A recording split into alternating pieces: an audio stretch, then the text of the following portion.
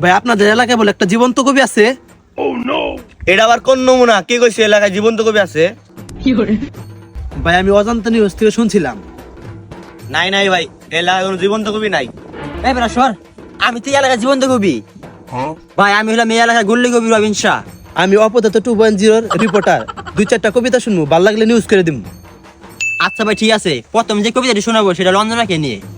ওই ভাই দাঁড়ান তো, অঞ্জন হয়েছে আমার বোনের নাম, অন্য মাসের কবিতা কন। আচ্ছা ভাই ঠিক আছে, কিছুদিন আগে আমি নতুন একটা কবিতা লিখছি, কবিতার নামটি হলো তামান্না তুমি কোথায়। এই মিয়া রাহেন, এটা হবো না, এটা আমার এক্সের নাম।